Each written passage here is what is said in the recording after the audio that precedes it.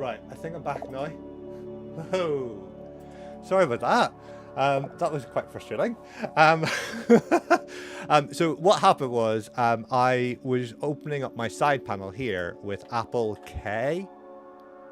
No, I'm a bit worried I'm going to do it again. I was opening up my side panel and it killed the broadcast because it was the same keyboard shortcut for something on my streaming software. So thank you for still being here. Thank you both to Dave and to Simon. And yeah, Dave, I'll try very hard not to do it again. Okay, so what I was saying is we've got these routes, and these routes are each being served by a controller.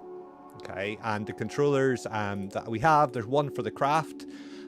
So we have sort of some methods that we'll be able to reuse in our GraphQL endpoint. We have our getting craft by ID, adding craft, updating craft. So nothing too surprising here that what's going to go on. So our aim is to add a GraphQL endpoint without changing the REST API functionality. So I guess we're imagining that our customers come along and saying, hey, could we have a GraphQL endpoint, but we don't want to lose any of our existing users, because our existing users are very happy with the REST API, and we want to give them a chance to migrate to a GraphQL API. Okay, so that's the premise. That's what we're trying to build, and that's what we're aiming to be able to achieve. Okay, so the first thing we're going to do is we are going to open up my terminal. Now I'm like double checking that every keyboard shortcut I use doesn't accidentally kill my server, which would be frustrating.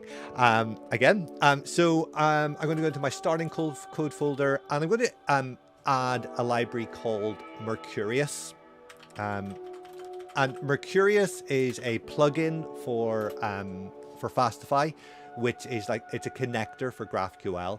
It used to be called Fastify GraphQL. I don't know why they changed the name to Mercurius. I think there's an existing project and they merged them together. But we're going to add that, and we're also going to add GraphQL because we're running a GraphQL server, and hey, we should have some GraphQL. Now let's see how long that takes while I'm trying to stream at the same time.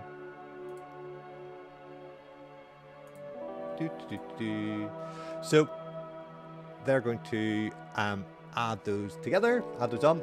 And so if you are familiar with GraphQL, you'll know that GraphQL is a schema-based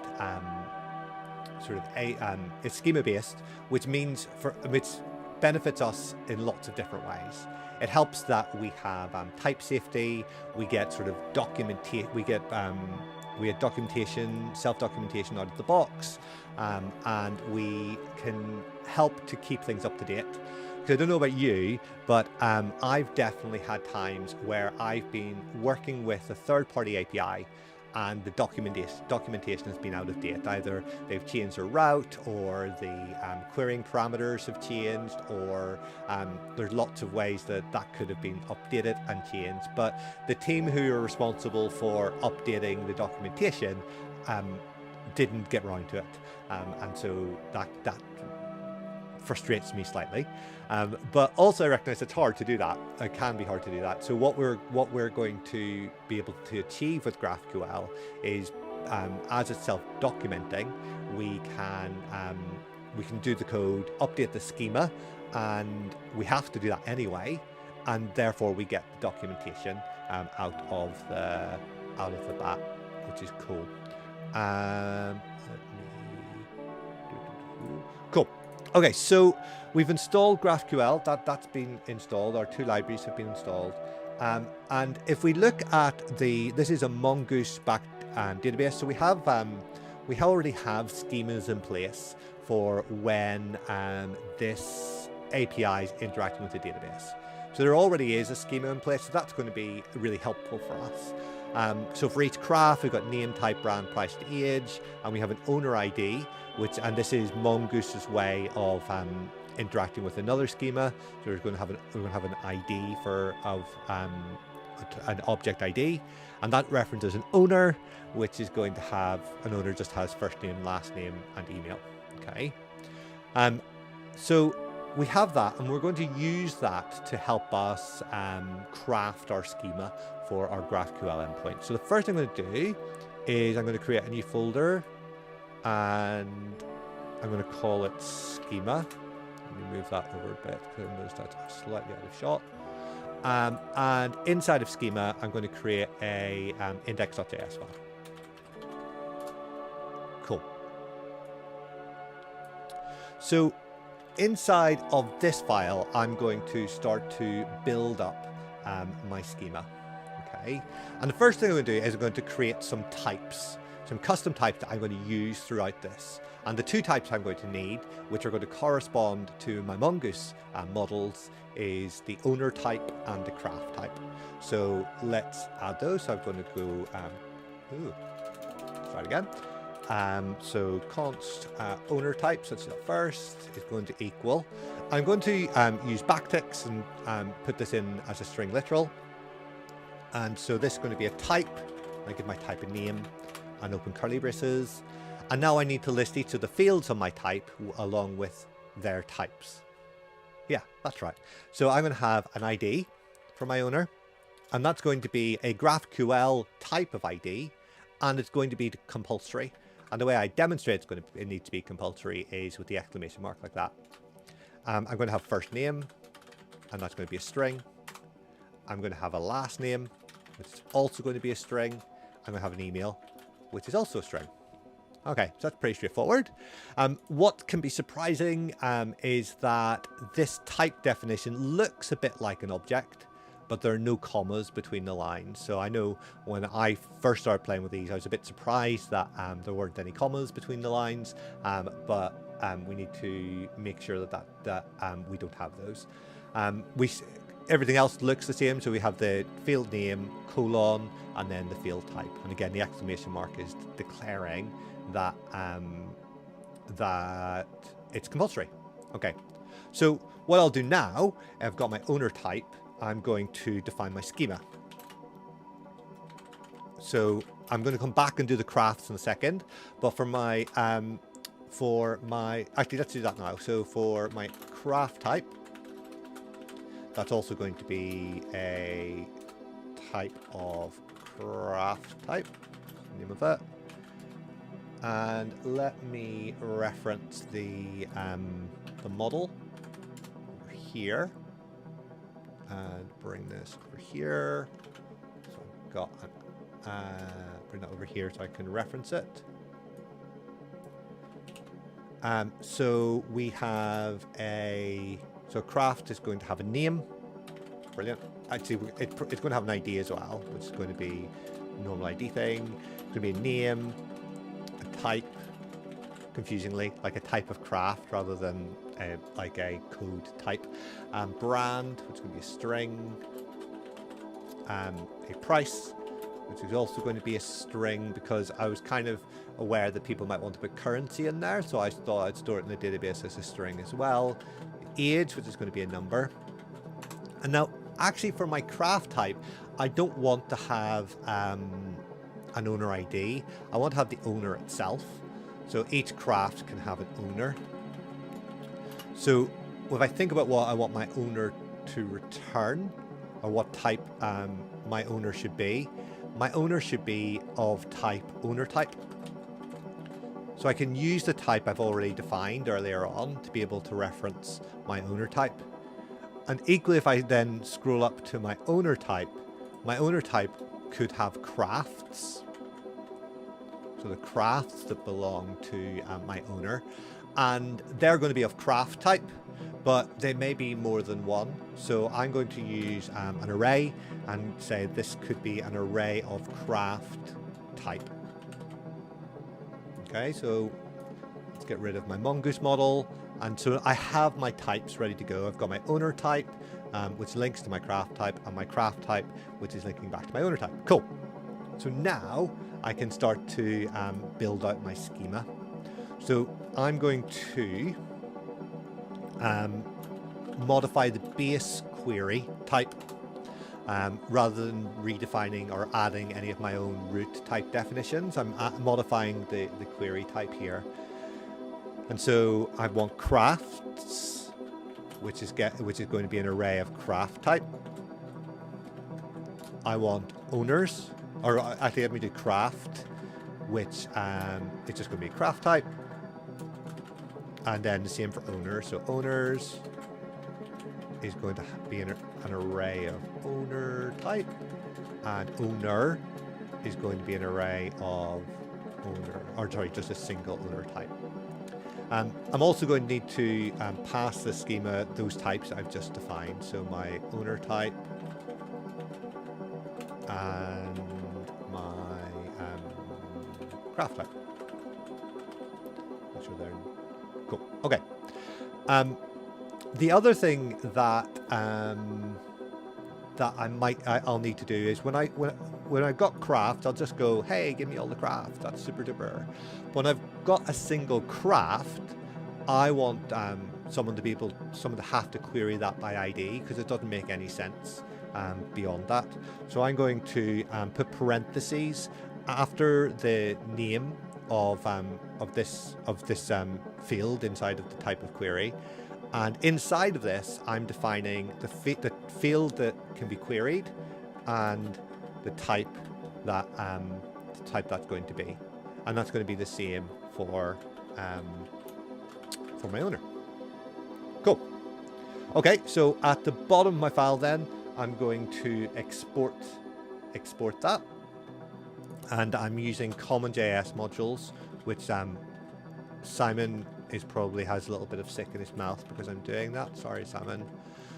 Using common.js modules, so I'm doing module.export equals schema. An object includes schema, and now I'm going to head over to my my main index.js file.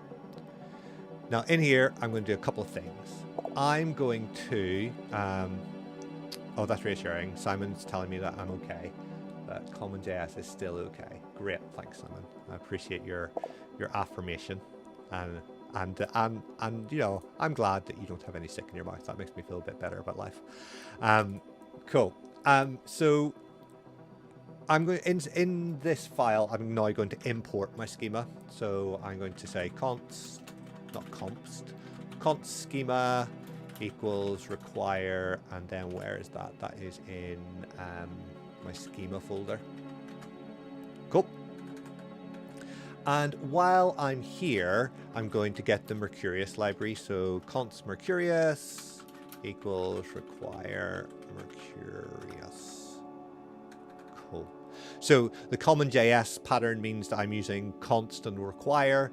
If I was using ES modules, I would update my package.json file, and I'd be able to use the import syntax here rather than the const and the require. So I've got my Mercurius loaded, and that's a plugin for Fastify. So the next thing I need to do is register that plugin with Fastify. So I do fastify.register. I was about to say require again, but I've already done the requiring, so it's just register. And what am I registering? I'm registering Mercurius, and then I'm going to pass in my options object. And in my options object, I'm going to pass in the schema. I'm going to pass in one other option, and that's graphical. I'm going to set equal to true. Okay. So let's run our server and see if anything has happened. So I'm using nodemon. Ooh, that's a fun error.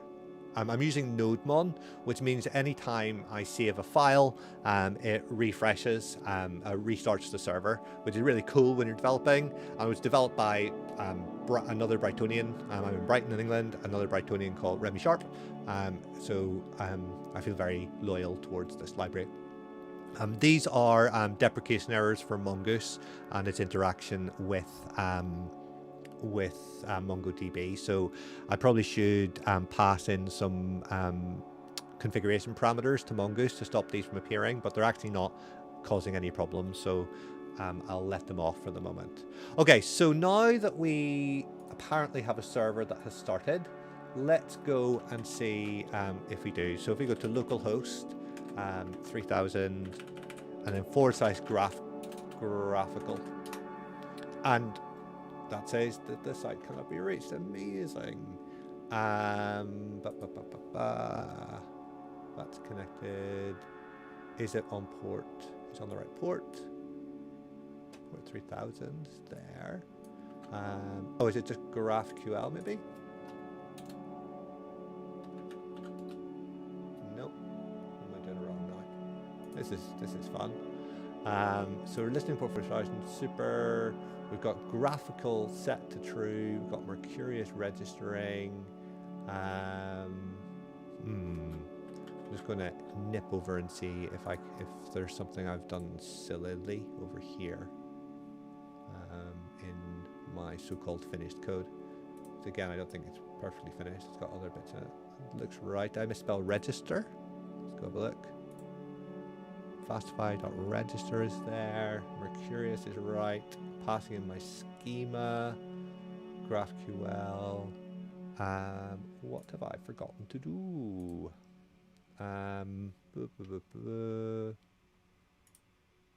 This is fun. Let me check again. So this is here. So you don't have to pass in. I shouldn't have to pass in any extra routing because that's what the default. That's what the library should be doing. It should be doing that. So let's see there. Let's just make sure it's started on the right port. It's not telling me what port it's on. Let me see port.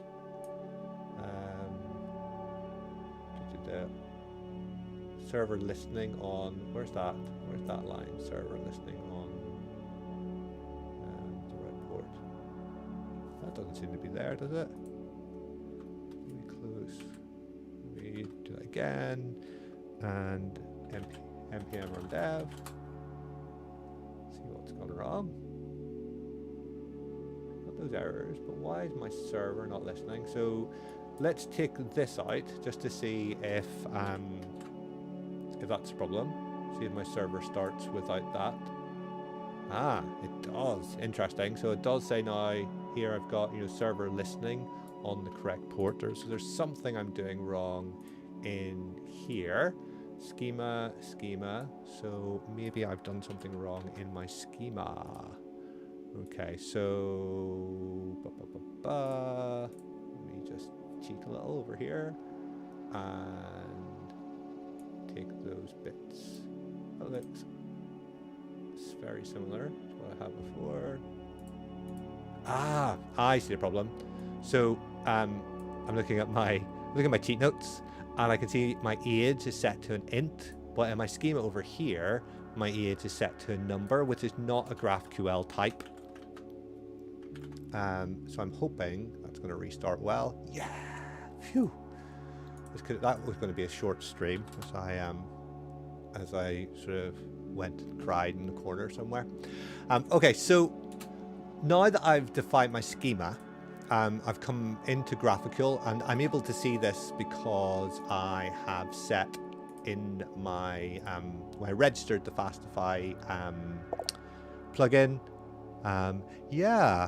Yeah, I was surprised that there weren't any errors telling me that.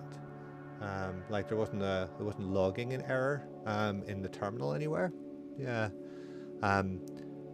Yeah. Intriguing. Maybe I'm not catching it somewhere. I imagine it's my fault. That'll be my guess. So I've set GraphQL equal to true, which is how I'm getting access to this lovely graphical like query builder. There's lots of things I can do in here. I can add query variables, I can construct queries, I can get query results, but what we're going to look at to start with is I can examine the schema to begin with, and we can see in this schema is exactly what we defined before. We can see craft is of craft type, or an array of craft type, and craft is just single craft type, owners, an array of owners, and so on. And we can click through to here, and we can see each of the fields that we've defined and their types here. So The really cool thing about that is that a user who consuming our API is going to be able to get the types straight away. But if we write a query, so say we wanted to get a query that got all the crafts, let's see, if we get a query that GraphQL is good, I agree. So let's get a query. We're going to see if we can construct a query to get all the crafts. So there, let's do crafts there, all the crafts, and we want a name. The name of the craft. Why is that? I see a problem. I'm actually in the query variables window rather than the query bit. Look at that. It's like, oh, what's going on here? It's not going well. Okay, so I've got my query. It's like, why is that not auto-completing? And I want all the crafts, and from all the crafts, I want the name. Well, the problem is at the moment, we have the schema, which is brilliant, and we're able to see the types of each of the fields.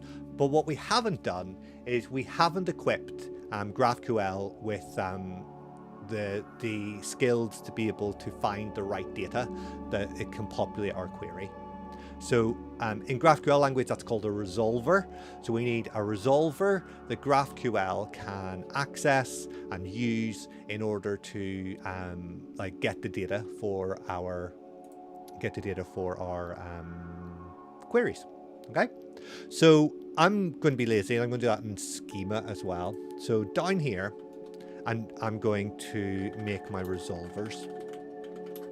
And again, I'm going to just use a type query or a template literal for that. Now, my resolvers should be, I'm not going to use a template query, I'm wrong, sorry. There's going to be an object, a proper JavaScript object, just like we like them, okay? Now, the shape of this should be the same shape as my schema. So in my schema, I have a top level query. So I'm going to have a top level key of query.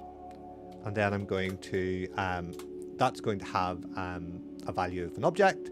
And inside this object, it's going to have it's going to have synchronous functions or asynchronous functions for each of these routes. But we'll start off with craft. So I'm going to have an asynchronous crafts function, like so. And what I want that to do is I want it to return await the craft controller, which we haven't imported yet, so if it doesn't, and from that get crafts. So let's go import our craft controller. Const craft controller is going to equal require controllers / craft controller. Awesome. Okay. So we're importing our craft controller. We've written our first resolver here. So let's add another let's export our resolvers. Go back to our server and import our resolvers. And then pass that into our registration function. Okay, so let's just check that that's listening. All looks good. So back over here, if I rerun my query now, I get craft controllers not defined. Amazing. Let's see what's gone wrong there. It's because when I imported it in my schema file, I used a capital C over here. Oh, case sensitivity. You will be the death of me. So let's try that again. Woo! Okay, so I've managed to get access to my database, and actually I've got the name of every craft here.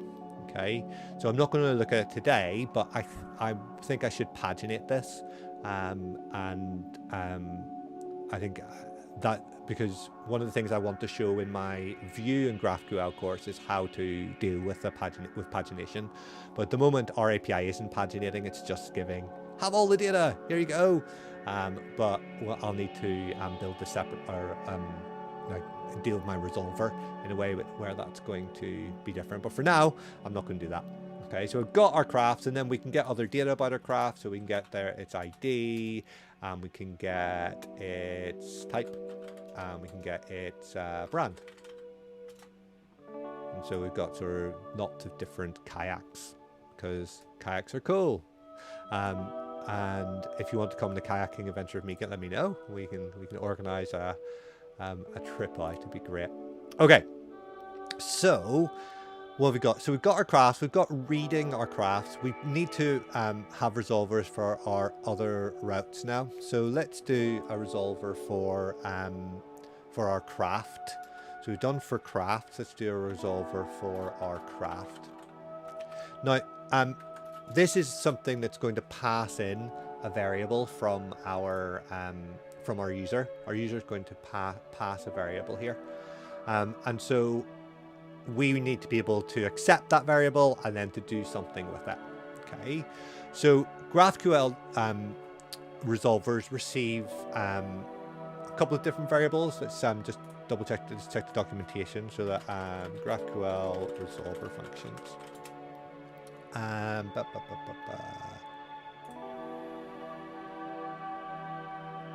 There's the okay. So the four positional arguments that a resolver receives from GraphQL are the parent, the arguments, the context, and the info. Okay, and so there's a link to learn more about those. The resolver's parent, the arguments. So it's the arguments we want, because we'll want the user to pass in a particular ID, and then we'll want to use that further back. So I don't want to use anything else. So I'm going to use an underscore because I don't want to use that first argument.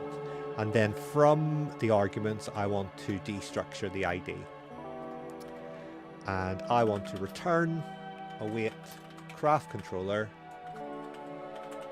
dot get craft by ID, which is a function in my controller, and then I'm going to pass in an object with the ID in it. Okay, so let's see how we query that and whether or not that's working. So I'm going to pick a craft and take its ID up here. Let's do this one. And so to be able to use GraphQL to pass in a query variable, we need to pass the query variable as JSON. So here I'm going to say that my ID is going to be that ID. Okay, oops, too many quotes. Cool. Okay, so my ID is going to be that ID. So now I can start constructing my query. So I want to craft. Now, what I've got to do to be able to pass my ID in here is I have got to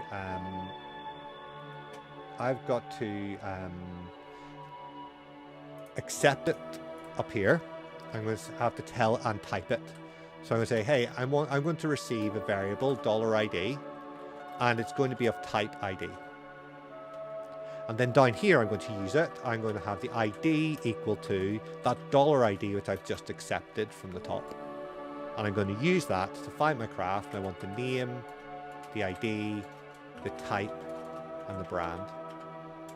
Okay, so I'm hoping, and I'm pretty sure I'm hoping in vain, but I know why I'm going to be able to fix it. But I'm hoping that when I press play here, which will execute the query, that I'm going to be able to see this data on its own. Instead of crafts in an array, it's going to say craft, and it's going to have that appearing there. Okay, so it's expecting type ID exclamation mark. Okay, let's fix that. Okay, so I'm getting null data, and I'm getting cannot read property ID of undefined. Well, I think I know what's causing that. Back in my controller, if I have a look at my craft controller, I go to my craft by ID. I can see that this function was written expecting to get the request and get the parameter from the request. So it was written to be able to serve a REST API. So I need to abstract it a little. I need to change it slightly in order for it to work in both instances. So what I'll do is I'll say, right, let's get the ID, and let's test if request.params exists. Okay, so and I'll do it the other way around. I'll test if it's undefined. And if request.params is undefined, it means that it hasn't come in through the REST API. So in that instance, I'm going to just use request.id and get that from the GraphQL function passing it in. Otherwise, I'll do request.params.id. Okay, and so then I'll swap out this term for ID. So, why are you? I'm curious why that. Oh, okay. It's just being slow. I was curious why that hadn't gone solid to show that it was being used. Okay, so hopefully now, if I execute this query, yes, I'm able to get my individual craft. Okay, so I've got my, I'm able to read a craft, individual craft and individual crafts. What I can't do at the moment is I can't get the owner, and the owner's, like the first name of the owner of that craft. That's going to be null. So I need to be able to extend my resolver so that it can handle finding that extra layer. And so what I need to do there, if I go back to my resolving function, I'm going to, instead of returning that straight away, I'm going to assign that to a variable. So my controller is going to pass back the craft, and I want to find an owner. Now in the database, the owner is passed back as it's not passed back as the whole object. It's passed back as the owner ID. So what I basically want to check now is if the owner ID is present, and if it is present, I want to look up that owner ID and then populate my object that I have here. So I'll test if the craft has come back as anything. So Mongoose would return it as null if it was if there was no object in my database that matched the ID that our user passed in. So I'll test whether or not there is a craft, and then I'll test whether or not there's an owner ID for the craft. And that's how it is in the database. The field is owner.id, and that was in here in our owner_ID rather. That's in our Mongoose model there. So if I go back over here now, so if there is a craft, I want to get the owner. So I want to go const owner equals, and then this time we're going to await on the owner controller and get owner by ID and pass in the ID in an object. And once we've done that, we're going to set craft.owner to the owner that we've just received, and finally we'll return the whole craft object. Now you might guess already that my get owner by ID is going to have the same problem that my get craft by ID had. So if I go into my owner controller, and go to my get owner by ID, yeah, you'll see that it has request params.id as well.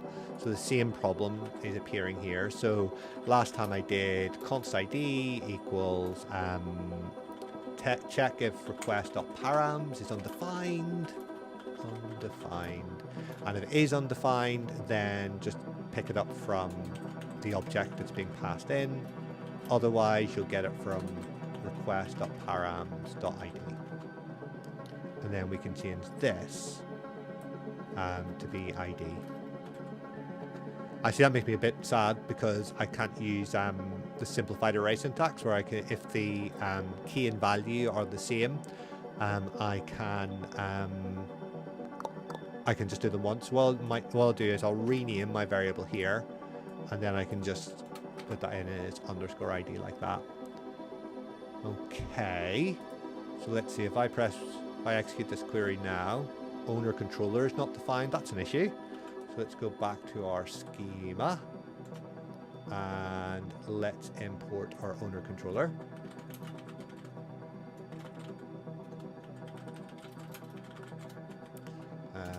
which is controllers and owner controller. Spell. Okay, let's try again.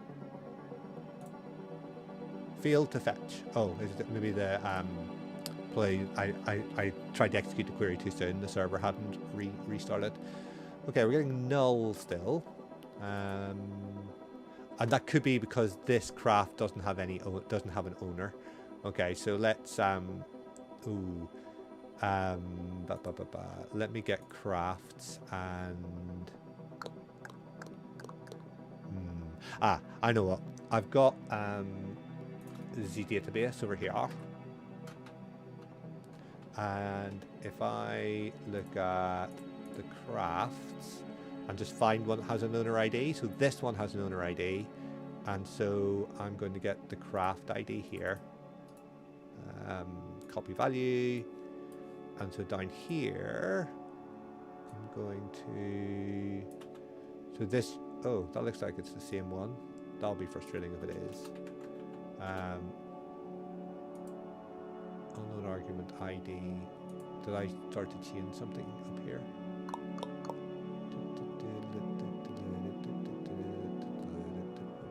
Oh, it's because I changed it to craft rather than our craft already. Still our owner is null. Okay, so let's see what's going on there. So if I console log craft here, good old console log. I'll console log got in here,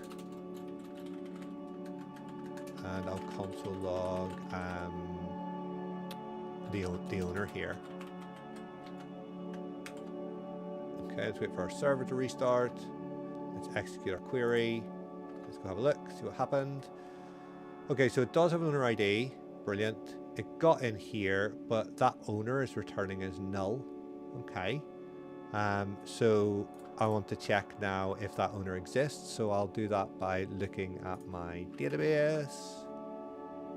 And I want to do db owner.find. Actually, it's owners.find. Sorry, this font's really small. Owners.find.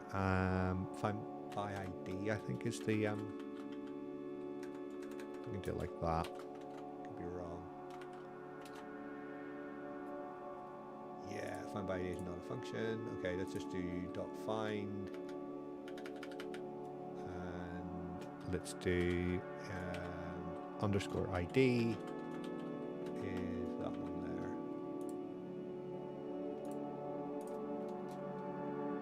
there. Okay, so that this is agreeing with that. Alrighty, that's fun. So let's just get another craft, and we can. It might just be a problem with that particular craft. That owner doesn't exist. In which case, if this is a problem, we can go back to it. Doesn't like us defining stuff we're not going to use. Okay, so let's pick one down here. Let's go back over here. Let's check crafts. Oops. Find ID is that one. Oh, it's because it's not object ID. Okay, so let's test this one. So we go all the way back to that and use that in there. If this doesn't work, we'll go back and we'll go back to the drawing. We'll move on and we'll see what's going on. Okay, so that's coming back as null as well. My temptation now is to like blat the database and to reseed it in case it's come out of sync in some way. But let me check the controller for get owner by ID and just check we're getting the right thing in here. Find one. Is that looks like a different function. I wonder if we use this function, find by ID, and then pass in the ID just as ID. I wonder why that's a different function. And that the problem? Does that work?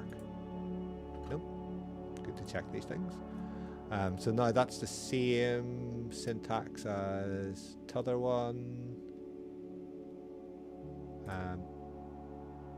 And am I passing it in an object? I am. Get owner by ID. And then let's just double check we're getting into the right function. So console log, I am in here, look at the ID and the owner. Make sure the right things are coming through. Oops. GraphQL, execute the query, and then go see if we can see a problem in here. So we are getting the ID, but it is returning as null. Okay, so I'm not going to be able to resolve that. There's some, that looks like there's a problem with the database where it's the owner IDs aren't quite syncing up. But that doesn't stop us being able to look at the other thing as well. So if we think about CRUD, we've got the read functionality almost down. There's a problem with the owner and the owner populating, which is a bit of an issue, but you know, hey, life goes on. But what we don't have is any create, update, and delete functionality. So I'm going to move on and look at that rather than try to fix this. Okay, so GraphQL calls anything that's changing data a mutation. So we've got our queries where we're reading. Any read operation is a query, but any changing data, so the create, update, and delete part of CRUD, any change is called a mutation. So we need to define some mutations for our API. So it's quite similar to how we have defined our everything else. So we don't need to define any new types. We still have our owner type and our craft type, but we do need to go into our schema, and we're going to modify the top level type mutation. Ooh, mutation. Help if I could spell it. Mutation. Now in here, I have to name my mutation. I have to say kind of what fields I can accept, and I have to what's the other thing I have to do, and what I'm going to return. Okay, so if I do the name of my mutation, let's add a craft. Okay, and well, I want a name for my craft. I want a type for my craft. Oh, I think I can. Okay. I'm trying to solve that other problem as well. I want a price for my craft, which is also a string. I want age, which I'm not going to make a mistake and call it a number this time. Not least of all because, as Simon pointed out, I don't get a good error for it. And so that's what I'm going to accept. They're the variables I'm going to accept. I'm not sure I'm going to make any of them compulsory. Maybe I can't decide which one I would make compulsory. So I'll leave them all as optional, and then I'm doing a colon, and now I need to say what this is going to return. And so what I wanted to return is the whole craft. So once you've done that, can you give me the whole craft back, please? Okay, let's do that then.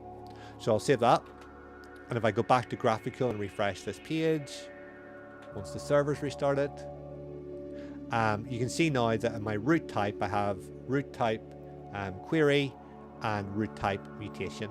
So root type mutation, I've got that function I just defined, add craft, name, type, string, blah, blah, blah.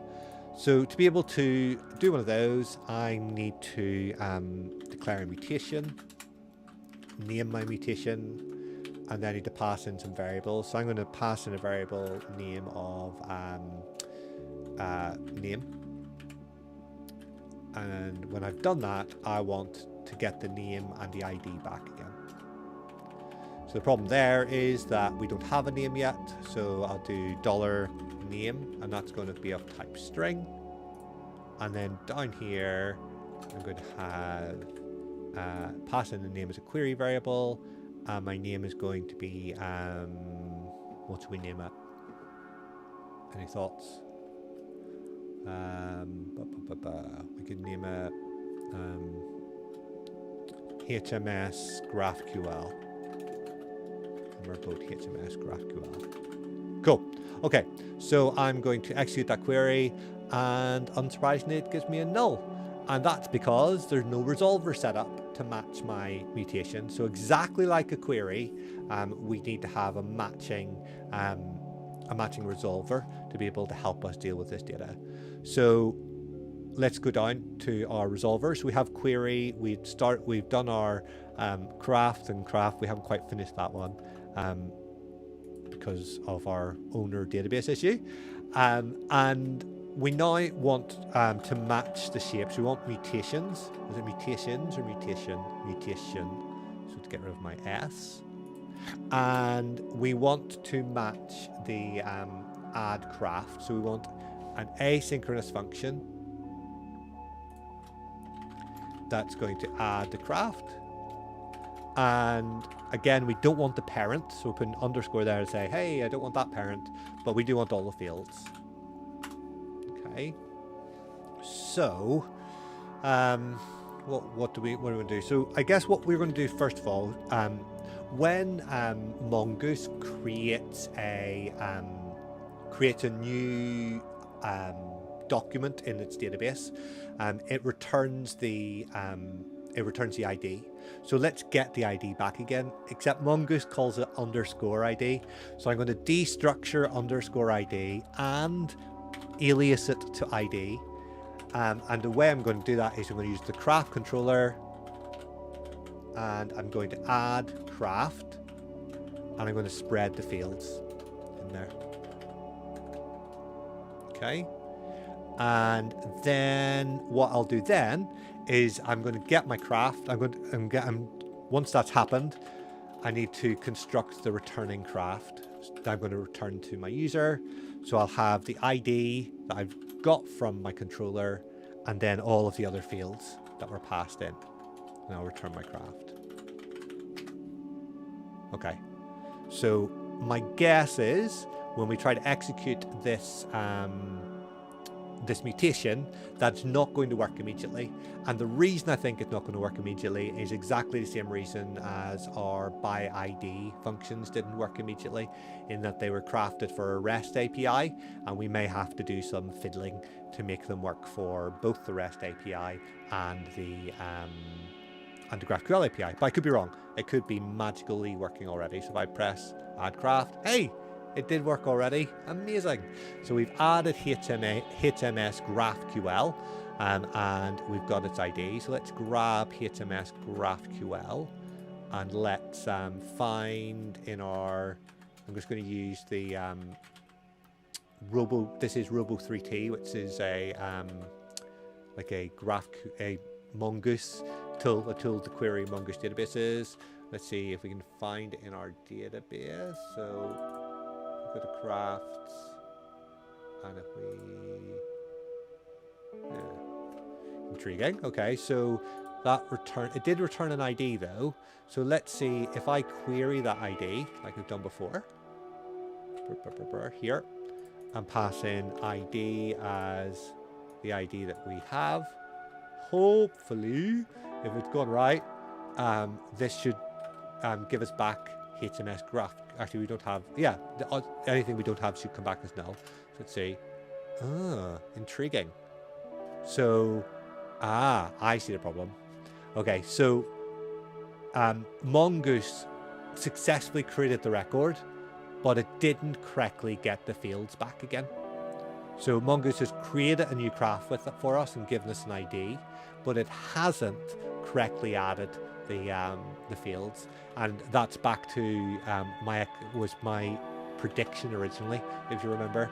So if I go back to my craft controller and I go to add craft, here's the problem.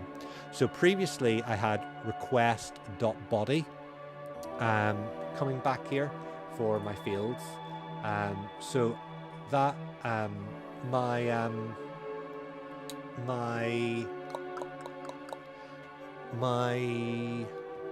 what am I trying to say? My GraphQL version of that doesn't have a body. It's got so if I let's just check that. If I console log the request and see what's coming in, if I do my creation thing again, so let's create. Let's do our mutation.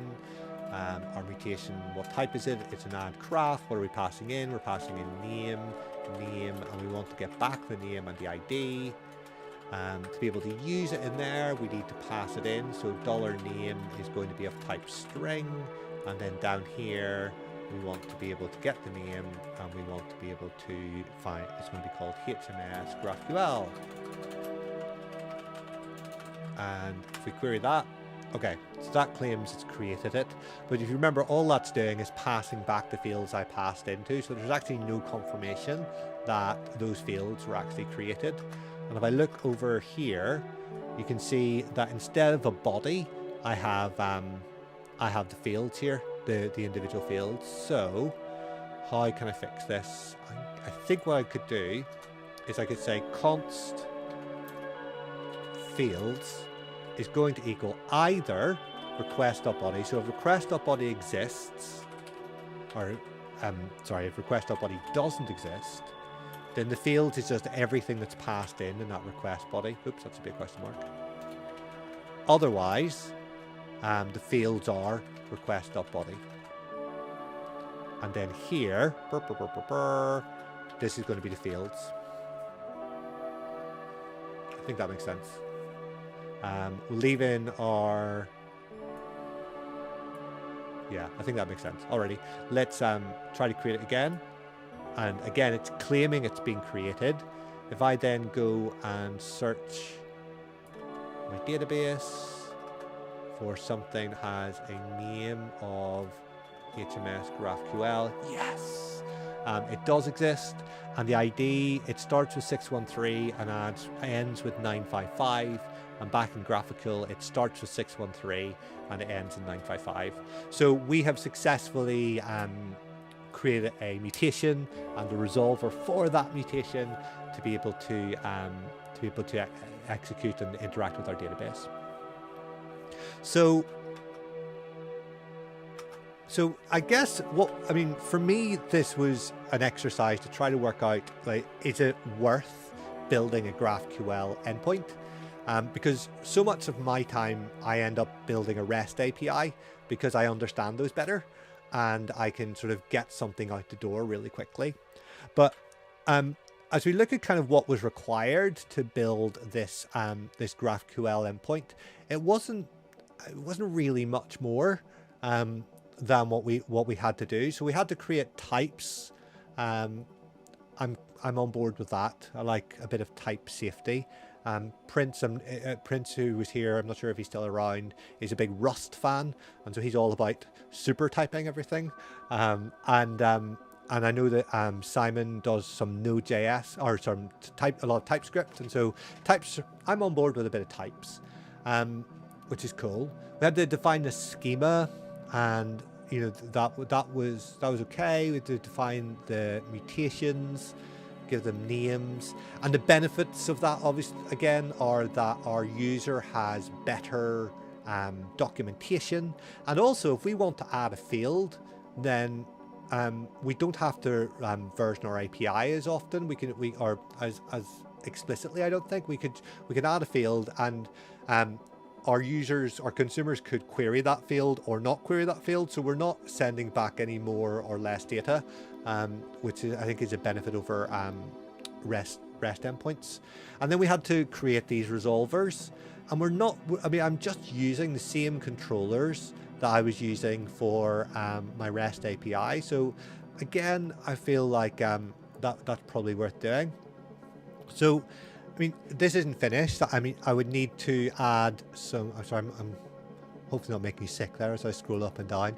I'd want to, delete craft, and then that would be with, ID, and then maybe return. What would I return?